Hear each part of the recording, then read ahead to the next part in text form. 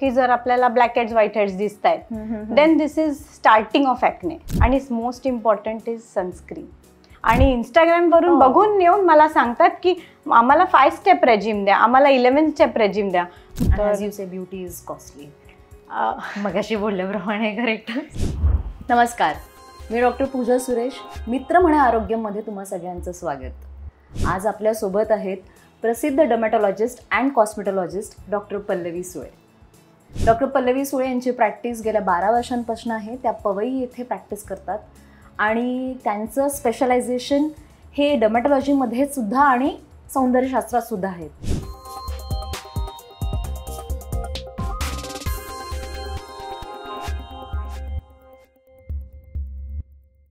सध्या Serum, niacinamide, retinol, tretinoin या सगळ्यांचा खूपच जास्त बोलबाला हल्ली गेल्या काही 5-6 वर्षात बघायला मिळतो. आणि आता तर ते ओव्हर द काउंटर म्हणजे आपल्याला अगदी मेडिकलमध्ये गेल्यानंतर पण ते त्यांना सांगितलं की मला व्हिटॅमिन सी द्या, मला नियासिनामाइड द्या, ते अगदीच वेगवेगळ्या ब्रँड्सचे अवेलेबल आहे कॉम्पिटिशनमध्ये.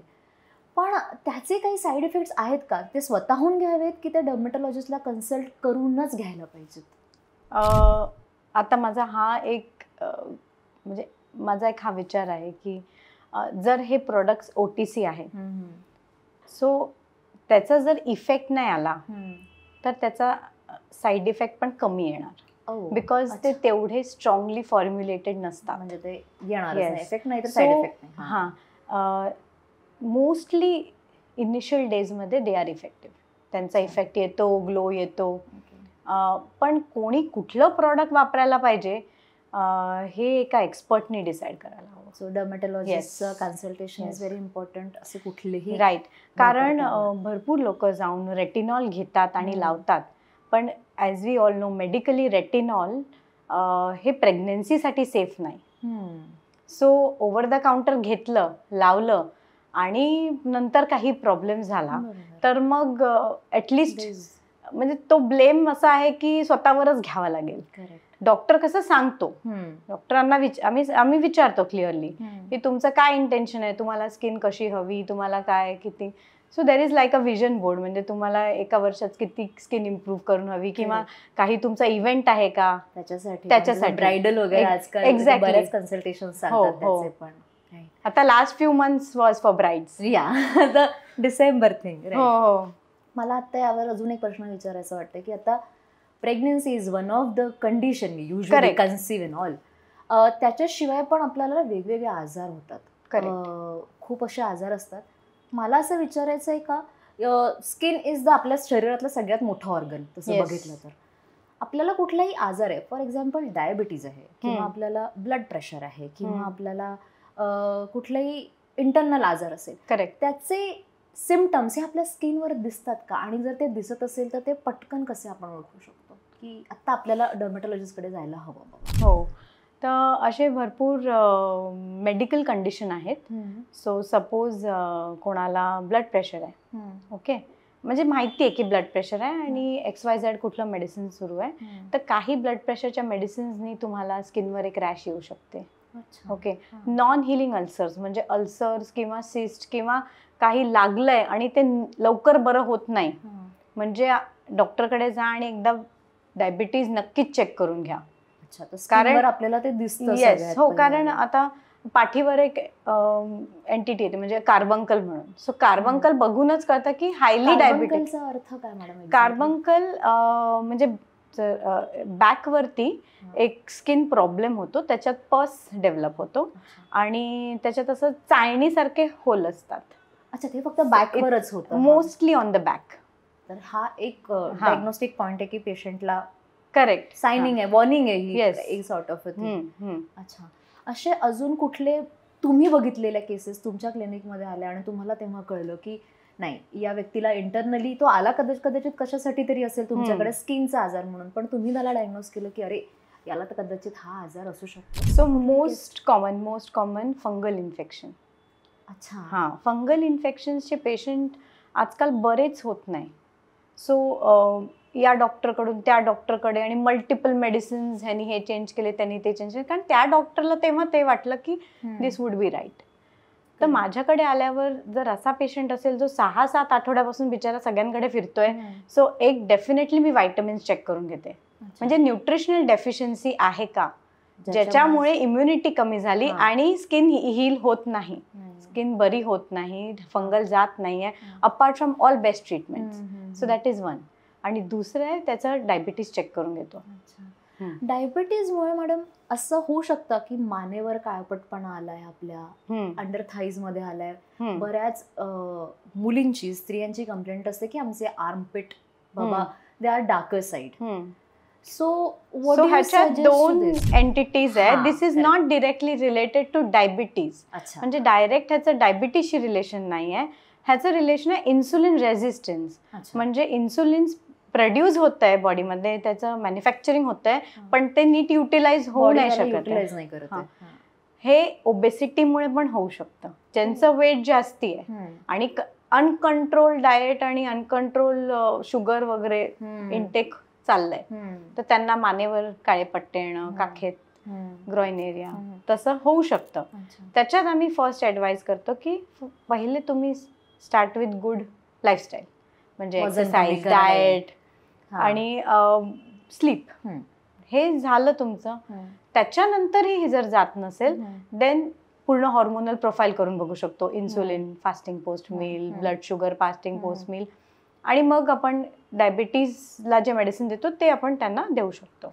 अच्छा, coming back again to the aesthetic ma'am. आता जसं तुम्ही म्हणाला की आपण ही सगळी प्रोफाईल करूया. बऱ्याचदा असं होतं की सगळं नील येतं, नॉर्मल आहे किंवा मार्जिनल आहे, ते कमी करून होऊ शकतं. पण बऱ्याचदा हे डाग तसेच राहतात. एस्थेटिकली याला काही ट्रीटमेंट आहे का? अलॉंग विथ बऱ्याच लोकांना ही कंप्लेंट असते, मला डार्क सर्कल्स आहेत. म्हणजे आपण घराघरात बघतो आणि आपण त्याला ब्लेम करतो की आजकाल काय स्क्रीन टाइम वाढलाय आपला त्याच्यामुळे. पण बरेच लोक असं म्हणतात की नाही, स्क्रीन टाइम काय, झोप नाही लागली किंवा व्यवस्थित आहे माझं सगळं, डाएट व्यवस्थित आहे, मी फळं खातो, झोपतो व्यवस्थित, पण तरीही डार्क सर्कल आहेत. त्याचं काय कारण असू शकतं मग? सो डार्क सर्कलला 2 ब्रॉड क्लासिफिकेशन आहेत. Under eye dark circle can be काळेपणा येणं, म्हणजे पिगमेंटेशन येणं. ओके. आणि दुसरं आहे हॉलोईंग, म्हणजे एजमुळे आपले आईज सॉकेटमध्ये थोडे मागे मागे जातात आणि जे बोन आहे ते आपलं टिअर ट्रफ म्हणून दिसतं. So that is called as hollowness of the I. तर ह्याची ट्रीटमेंट वेगळी आहे दोघांची. करेक्ट. हो, कारण नॅचरली आतमध्ये जातात आणि जे हाडाचं रिफ्लेक्शन त्याच्यासाठी पण ट्रीटमेंट आहे. हो आहे. सो प्रायमरली मी B12 चेक करून घेते पेशंटचं आणि त्याच्यानंतर सप्लिमेंट स्टार्ट करते. बाकी तर मी त्यांना होम केअर वगैरे देतेच, काय क्रीम वगैरे लावायचं, पण पिगमेंटेशन कमी व्हायला वेळ लागतो. आणि जे हॉलोईंग आहे त्याच्यासाठी आम्ही डर्मल फिलर करतो. त्याच्यामुळे स्किनला एक बेस मिळतो हॅल्युरॉनिक ऍसिडचा आणि ती स्किन लिफ्ट अप होते आणि त्याच्यामुळे ती परत नॉर्मल दिसायला लागते. परत आता फिलर हा शब्द आला म्हणून मी विचारते, आपण मगाशी कोणी नवखं असेल तर आपण केमिकल पिल्स पासून सुरुवात करतो आणि आता फिलर हे नावं ऐकल्यानंतर खरं तर भीती वाटते. तर तुम्ही या सौंदर्य शास्त्राबद्दल, म्हणजे स्वतःला इंजेक्ट करणं म्हणजे पण फार खूप लोकांना भीती वाटते त्याची. तुम्हाला काय वाटते की या एस्थेटिक ट्रीटमेंट बद्दल समाजात सगळ्यात कॉमन असे काय गैरसमज आहे? की सगळ्यात मोठा गैरसमज हा आहे बोटॉक्स, फिलर्स किंवा थ्रेड्स ह्याच्याबद्दल, की हे फक्त सेलिब्रिटीसाठी आहेत. ओके. सो हे सेलिब्रिटीसाठी नाही, हे नॉर्मल लोक पण येऊन करतात आणि अगदी म्हणजे वाटणार पण नाही की कन्सल्टेशनसाठी आले आणि करून पण गेले. सो इनिशियली असं प्रॅक्टिसमध्ये मलाच असं वाटायचं की पेशंटला कन्सल्ट कसं करावं, कारण it is like fillers or implants. Okay. So that you are placing under the skin to look beautiful. आणि ॲक्च्युली हे प्रोसिजर असे जर करेक्टली केले, एका करेक्ट डॉक्टरकडे जाऊन केले, चांगला हात असेल त्यांचा, तर ब्युटिफुल रिझल्ट्स मिळतात. म्हणजे कळणार पण नाही. तर ते जे मी आधी म्हणालेली की I will make you look very nice at your age, म्हणजे you will look 55 but you will look the way you are, but healthy way. त्याला म्हणतात निरोगी त्वचा. एक्झॅक्टली. सो माझा ट्रीटमेंट ॲस्पेक्ट असा असतो की पेशंटचे जे क्वेरीज आहेत ते मी ऐकून घेते मग त्यांना मी लेअर बाय लेअर पण सजेस्ट करू शकते की तुम्ही बेस लेअर पासून काम करायचंय की टॉप लेअर पासून. The need of the patient आपण करतो. करेक्ट. ब्युटिफिकेशनचा आत्ता आपण बोलता बोलता तेव्हा मला असं वाटतं की गेल्या कैक वर्षांपासून म्हणजे आपल्या आया वगैरे ज्या काही आहेत त्यांच्यासाठी ब्युटी म्हणजे फेशियल करणं. हो. आता म्हणजे सॅलॉन मध्ये जा, स्पा मध्ये जा, जिथे 1000 रुपयापासून तर अगदी 10,000 तुम्हाला फेशियल्स करून मिळतात. I think more. त्याचा रिझल्ट हार्डली मला असं वाटतं काहीतरी, मला तर कधी नाही मिळाला. म्हणजे मी कधी कधी माझ्या नवऱ्याने विचारलं पण तू फेशियल करून आली असा पण प्रश्न मला विचारलाय. तर त्याचा इफेक्ट पण फार कमी राहतो खरं तर. तर माझा असा प्रश्न आहे की डर्मॅटॉलॉजीमध्ये किंवा कॉस्मेटॉलॉजीमध्ये असे काही फेशियल्स आहेत का which is proven one and which will give a longer result आणि जे अफोर्डेबल पण असतं सगळ्यांसाठीच, अगदी ऑल एज ग्रुप. त्याच्यात जर फेशियल म्हटलं तर क्यूस्विच लेझर ह्याचे फेशियल म्हणजे लेझर फेशियल किंवा the most renowned Hollywood facial, ज्याच्यात आपण एक ब्लॅक कलरचा मास्क लावतो आणि मग ते लेझर शॉट्स देतात. बरंच आता रील्स वर पण ते बरंच ट्रेंडिंग आहे. हो. आणि पेशंट दाखवतात आम्हाला हे तुमच्याकडे होतं का. So that is very good. Affordability I would say depends on again machines, कारण टेक्नॉलॉजीज सगळ्यांकडे वेगळ्या इन ॲडव्हान्स. बट एकदा तुम्ही ते स्टार्ट केलं की result is very good, amazing. आणि त्याच्यात एक प्लस पॉइंट हा आहे, हे मेडिकली सर्टिफाईड आहे, प्रूव्हन आहे. हो, कारण ह्याच्यात कोलॅजिन बूस्ट होणार, ह्याच्यात तुमचे पोर्स टाईट होणार, ओपन पोर्स, जो खूप लोकांचा प्रॉब्लेम आहे. Not only women, even main ते पण येतात की आमची स्किन आता खूप ऑइल सिक्रेट करायला लागली आहे, तर काय करू शकतो. सो क्यूस्विच लेझरमध्ये असं आहे की डाऊन टाईम नाही आहे. डाऊन टाईमचा अर्थ की केल्यावर तुम्ही लगेच बाहेर पण जाऊ शकता, मीटिंग अटेंड करू शकता, पार्टीला पण जाऊ शकता आणि मेकअप पण लावू शकता. बसायची गरज नाही. एक्झॅक्टली. कारण असे बरेच प्रोसिजर्स आहेत ज्याच्यात एक डाऊन टाईम असतो आणि ते जर नसेल करायचं तर क्यूस्विच इज द बेस्ट प्रोसिजर. या सगळ्यांच्या अराउंड अजून एक आहे की ह्या सौंदर्य ट्रीटमेंट फार महागडे असतात. म्हणजे नॉर्मल इवन द प्रोडक्ट जे दिल्या जातं ते महाग असतं. हे खरं आहे की खोटं आहे? म्हणजे मला अगदीच मनापासून हा प्रश्न विचारायचा वाटतोय. आपण हॉटेलला जातो, आपण नॉर्मल शिवसागर टाईप म्हणजे असं उडपी हॉटेलला पण जातो, तिकडचं पण व्हेरायटी ऑफ फूड असतं, करेक्ट. तर आपल्याला तेव्हा तिथे एक्स बिल होतं. तेच तू ताजला खा, X square multiple times higher. Correct. So माझं असं म्हणणं आहे की ज्याच्याकडे जशी टेक्नॉलॉजी आहे, ज्याच्याकडे जशी एक्सपर्टीज आहे, त्यानुसार त्याची कॉस्टिंग असते. आणि आम्ही रॉ मटेरियल म्हणजे फिलर कुठले वापरले, USFDA अप्रूव्ड आहेत का ओनली CE अप्रूव्ड आहे, ह्याच्यावर पण बरंच काही असतं. डिपेंड करतात. सो आता बोलताना सांगते की पेशंट हे सगळं बघून येतात. सो जेव्हा ते डॉक्टरकडे येतात तेव्हा त्यांचा हा होमवर्क झालेला असतो. आपण कसं कुठे जाणार तर आता या दुकानात साडी घेऊ की या दुकानात साडी घेऊ, तर माहिती असतं इकडे आपल्याला चॉईसची पण मिळेल आणि अफोर्डेबल पण मिळेल. So that affordability is very individualised. But you need to study the. लोकांना माहिती असणं पण तेवढेच गरजेचं आहे. करेक्ट. काय करावं आणि काय नाही करावं. खरं त्या ऍस्पेक्ट मध्ये बघितलं तर डर्मेटॉलॉजी प्रोसिजर म्हणजे सिम्पल सिस्ट काढणं, नेल अव्हल्जन, स्किन टॅग्स काढणं, हे पण तुमची pricing doctor to doctor change होणार. करेक्ट. पण ते आवश्यक आहे म्हणून करावं लागतं, तर आम्ही प्राइस द्यायला रेडी आहे. करेक्ट. तर beauty is expensive. That is true. Correct. है ना. एक्झॅक्टली. मला तुम्हाला हा प्रश्न विचारायचा की समजा आता ह्या ट्रीटमेंट आणि हे सगळं जर 2 मिनिटासाठी बाजूला झालं, तुम्ही काय रेग्युलर लाईफमध्ये सजेस्ट कराल किंवा तुम्ही काय वापरता की ज्याच्यामुळे तुमची त्वचा किंवा ती निरोगी राहील? असं सगळ्यांनी, सर्वसामान्य माणसांनी असं काय करायचं? एक स्किन टाईपला सूट होणारा फेसवॉश, मॉइश्चरायझर, सनस्क्रीन, 3 गोष्टी बेसिक. हे बेसिक. आणि ह्याच्या पुढे जे तुम्ही डे क्रीम लावणार किंवा नाईट क्रीम लावणार, विटामिन C आहे, रेटिनॉल आहे, ह्या सगळ्या बऱ्याच. पण बेसिक 3 म्हणजे बेसिक फेसवॉश, मॉइश्चरायझर आणि सनस्क्रीन, ह्या अगदी मॅन्डेटरी गोष्टी सगळ्यांनी. सो जे माझे पेशंट असे यंग असतात, टीनेजर्स असतात, टीनेज टू 25, मी त्यांना सांगते काही लावू नका, ह्याच्या 3 मध्येच तुमचं रिझल्ट आहे.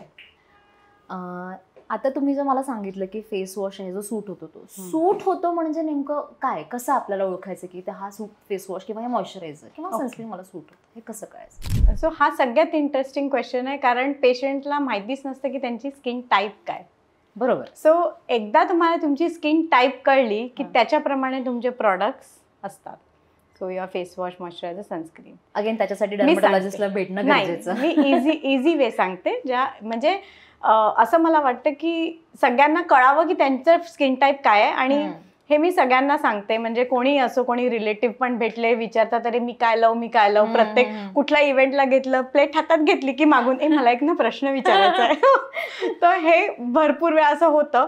तर how to find your skin type खूप इझी आहे. रात्री फेस पाण्याने धुवायचा आणि झोपायचं in a non air condition, म्हणजे AC लावायचा नाही, विंडो उघडायची आणि रात्री झोपायचं. सकाळी उठल्यावर स्किन कशी आहे, ड्राय वाटते का, तर ड्राय स्किन. ऑइली वाटते का, म्हणजे ऑइल असं नॅपकिनला टिपू शकतो, किंवा असं चिपचिप वाटतंय तर ऑइली स्किन. आणि जर काहीच नाही तर मग नॉर्मल. आणि कधी कधी काही लोकांची टी झोन ऑइली असते, that is combination. T zone म्हणजे तुमचा फॉरहेड, नोज आणि चिन पर्यंत. हे जर ऑइली असेल तर देन कॉम्बिनेशन.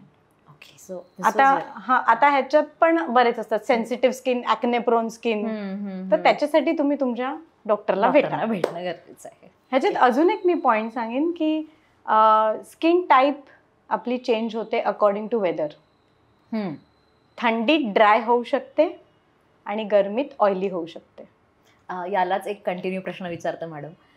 याचा अर्थ आपण जे वर्षभर प्रोडक्ट वापरतोय, सनस्क्रीन, फेस वॉश किंवा हे, आपण हे प्रत्येक सीझनमध्ये बदलायला हवेत मग? म्हणजे उन्हाळ्यात वेगळं सनस्क्रीन, किंवा हिवाळ्यातलं मॉइश्चरायझर वेगळं, किंवा चेहऱ्याला लावायचं मॉइश्चरायझर वेगळं आणि सर्वत्र अंगाला लावायचं मॉइश्चरायझर वेगळं, हे असं असेल का? हो, असंच आहे. अच्छा.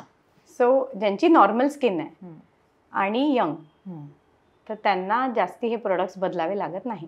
अच्छा. पण ज्यांची स्किन सेन्सिटिव्ह आहे, तर तुम्ही रेटिनॉल वापरू नाही शकत जास्ती विंटरमध्ये. आणि ज्यांची ऑइली स्किन आहे त्यांना वापरावंच लागतं समरमध्ये. कारण ऑइली स्किन, ऑइल प्रोड्यूस झालं म्हणजे ऑइल ग्लॅन्ड्स आर व्हेरी ऍक्टिव्ह. तर रेटिनॉल किंवा सॅलिसिलिक ऍसिड बेस्ड प्रोडक्ट वापरावे लागतात, नाही तर पिंपल येतात त्यांना. हे कारण आहे. तर how to rotate your products is also one. कारण की जसं सीझन चेंज झाला, हिवाळा आला की लगेच निव्हिया, वॅसलिन याच्या ऍड सुरू होतात. पण ते निव्हिया आणि वॅसलिन चेहऱ्याला लावून किती, कारण की मी जेव्हा हे लावते तेव्हा मला इमिडिएटली पिंपल्स येतात. हो, कारण बॉडीचे प्रोडक्ट्स वेगळे आहेत आणि फेसचे वेगळे आहेत. बॉडीला नेहमी लोशन लावावं. वन इज बिकॉज ते स्प्रेड चांगलं होतं, ते पूर्ण बॉडीला स्प्रेड होणार. प्लस ते लाईट असतं जरा, तर अब्झॉर्प्शन लवकर होतो. आणि दुसरं आहे की फेसवर क्रीम. सो ऑलवेज फेसवर क्रीम आणि बॉडीवर लोशन. प्रेक्षक हो, आम्ही तुमच्याकडनं काही प्रश्न मागवले होते, तर वळूया आपण त्या प्रश्नांकडे. तर माझा पहिला प्रश्न डॉक्टर तुम्हाला येतोय की त्वचेची काळजी घ्यायला बेसिक टिप्स द्याल का? हा प्रश्न विचारलाय नेहा अगरवाल यांनी. आपल्या पूर्ण सेशनमध्ये तर मी कव्हर केलेलंच आहे की good lifestyle, good amount of water, fruits, dry fruits. Especially मी सांगेन जे कलर्ड आहेत, म्हणजे त्याचा रंग आहे, पपया, पालक, मेथी, ऑरेंज, आपले स्ट्रॉबेरीज, आता ब्लूबेरीज, जे आता मिळतात आपण म्हणू शकतो की ते जे अवेलेबल आहे. मला सांगायचं की कलर. सो कलर खाऊन कलर छान होईल. That is one. Try to remove all toxins from your daily life. Toxins म्हणजे झालं alcohol, smoking. Very very important, कारण त्याच्याने स्किन खराब होते, हेअर खराब होतात आणि इंटरनली आपले ऑर्गन्स पण खराब होतात, which is we all know that. Correct. आणि थर्ड इज राईट प्रोडक्ट्स. जर माहिती नसेल तर डॉक्टरला विचारा, किंवा बेसिक सुरू करायचं असेल तर एक मॉइश्चरायझर, सनस्क्रीन आणि फेस वॉश, एवढं तर आपलं फिक्स्ड आहे. This is enough to keep your skin healthy. Okay. पुढला प्रश्न आहे, केसांना तेल लावावे का? त्याने केस चांगले होतात का?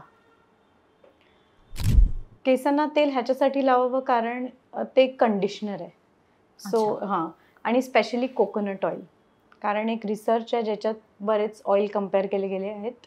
आणि कारण आजकाल बरेच लोक येतात ना, आय अप्लाय रोजमेरी आणि स्वतःहूनच अनियनचं तेल आणि वगैरे, हो, का आम्ही घरी बनवतो. तर बेस हा कोकोनट हवा, कारण कोकोनटमुळे आपल्या हेअर फॉलिकलच्या अराउंड एक पाण्याची लेवल असते, त्याला म्हणतात hygral value. So that increases with coconut oil. Okay, इथे माझा पण एक प्रश्न यालाच कंटिन्यू करून आहे. तेल फक्त केसांच्या मुळांना लावावं की संपूर्ण केसांना, अगदी टोकापर्यंत तेल लावावं आपण? हा एक केसांना पण लावू शकतो आणि मुळांना पण लावू शकतो. बट आता हे परत तुमच्या हेअर क्वालिटी, स्कॅल्प क्वालिटी सगळेच हे येतात. सो जर स्कॅल्प ऑइली असेल तर म्हणजे नंबर ऑफ आवर्स कमी ठेवू शकतो. अच्छा, मी तर ॲडवाईस करते वन्स अ वीकच लावा ऑइल, कारण एवढ्या पोल्युशनमध्ये सगळा डस्ट, ग्रीस सगळं बसून बसून मग आपण रोज शॅम्पू पण नाही करू शकत, तर तो एक प्रॉब्लेम आहे. आणि जास्ती ऑइल लावल्याने आपले पोर्स ब्लॉक पण होऊ शकतात.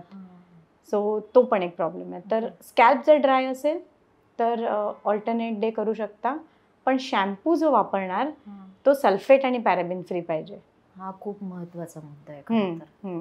आणि एक हेअर सिरम वापरायला हवं. जसं आपण फेसला प्रोटेक्ट करायला सिरम्स लावतो, तसं हेअरला प्रोटेक्ट करायला सिरम लावायला हवे. कारण हे जर आपलं हेअरचं क्युटिकल आहे, म्हणजे वरची लेअर आहे, तर त्याला एक शीट काही प्रोटेक्टिव्ह लेअर तयार करण्याकरता. तर आता बरेच असे हेअर कॉस्मेटिक्स पण आले आहेत, हेअर सिरम्स आहेत, हेअर सनस्क्रीन आहे. मला वाटतं त्याच्यावर एक आपल्याला वेगळा एपिसोड करावा लागणार आहे कदाचित.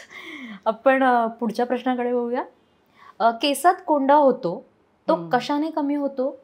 घरगुती काही उपाय आहे का? आणि केसांचा शॅम्पू कसा निवडायचा? हा प्रश्न विचारलाय सुप्रिया यांनी. सो हा नेक्स्ट सेगमेंट जो आहे हेअर बद्दल आहे, आणि आय थिंक हा आपला हेअरचा फर्स्ट कन्व्हर्सेशन आहे.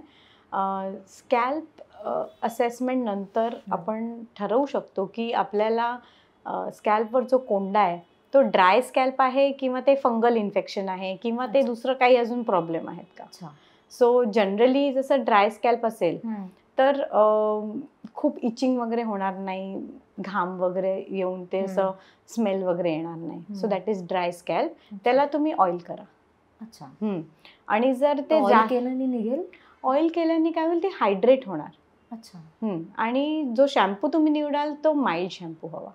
अच्छा, माइल्ड कसा ओळखायचा नेमका आता की तो माइल्ड आहे की नाही? एक तर सल्फेट पॅराबिन फ्री जे सगळ्यांनाच माहिती आहे, आणि मोस्टली आम्ही प्रिस्क्राईब करतो तर ज्याच्यात माइल्ड इन्ग्रेडियंट्स असतील. सो ते डॉक्टर्सला मोस्टली माहिती असतं. But counter over the counter गेलं तर जनरल जे आपले असतात त्याच्यात लिहिलं असतं फॉर ड्राय हेअर, अच्छा, फॉर ऑइली स्कॅल्प असं. अच्छा, पुढचा प्रश्न त्यांचा असा होता, घरगुती काही उपाय आहे का त्याच्यावर घालायसाठी? असं बरेच लोक करतात आणि मी ऑनस्क्रीन हे ॲडवाईज नाही देणार, कारण बघ आता मी सांगू शकते यू कॅन पुट लिंबू ॲसिड लावू शकतो, त्याच्याने ते फ्लेक आउट होणार. पण तुम्हाला डायग्नोसिसच नाही माहिती तर तुम्ही कशाला घरगुती उपाय करता? ओके, मला स्किन रिलेटेड पण हाच प्रश्न होता. बऱ्याच वेळा आपण घरी बेसन, दही घरगुती वापरून, आता मला असं आठवतं की जेव्हा मी लहान होते आणि मला पिंपल होते, मुलतानी मिट्टी, करेक्ट, मी आता तिथेच लेप लाव हे लाव ते वगैरे, हा जो काही आणि मी कॉलेजमध्ये गेली आणि आम्हाला सांगितलं नो, मुलतानी मिट्टी म्हणजे क्ले मास्क. सो जर ऑइली स्किनवर मुलतानी मिट्टी लावली किंवा पिंपल्सवर लावली तर पोर्स अजून ब्लॉक होणार आणि अजून पिंपल येणार. सो काही घरगुती उपाय जे आपण आधी करायचो, maybe they are not right, ते चुकीचे आहेत. कारण आपल्याला ते माहितीच नसतं. कारण वर्षानुवर्ष आजी म्हणते, आई म्हणते, हे केलं की घरगुती केलं की चांगलं, हा जो प्रकार आहे त्यातनं पण मात्र गोष्टी वर्स होऊ शकतात. हो, काही सेफ प्रोसिजर्स आहे, काही अनसेफ आहेत. तर बेस्ट, सगळ्यात सेफ जे असं मला वाटतं की स्कॅल्पवर जर ड्राय स्कॅल्प असेल तर दही म्हणजे कर्ड लावणं इज ओके, आणि ते लावून तुम्ही रिन्स ऑफ करा. स्किन ग्लोईंग ठेवायला राईप पपया म्हणजे एकदम पिकलेला पपया हा स्कॉच करून पूर्ण फेसला लावा. It is like glycolic peel. मी म्हणालेली फ्रूट ॲसिड एक्स्ट्रॅक्टच आम्ही प्रोसेस करून बनवतो. सो रोज पपई पण लावली आपण तरी normal skin will keep glowing. Correct. पण हे दोन्ही स्किन टाईपसाठी आहे, ऑइली आणि ड्राय. हो, it is for all skin type. आशा करते तुम्हाला या एपिसोडमधनं खूप इन्फॉर्मेशन किंवा योग्य ती माहिती मिळाली असेल. आम्ही आमच्या परीने तुमचे प्रश्नाची उत्तर तुमच्यापर्यंत पोहोचवायचा प्रयत्न केला. आजचा एपिसोड तुम्हाला कसा वाटला हे आम्हाला नक्की कळवा. आणि याशिवाय आम्ही डॉक्टर पल्लवी सुळे यांची माहिती डिस्क्रिप्शन बॉक्समध्ये दिली आहे, त्यांच्या क्लिनिकबद्दल, त्यांच्या ट्रीटमेंट्सबद्दल. तर ज्यांना कोणाला डॉक्टर पल्लवीला भेटायचं असेल, you can contact her. Thank you.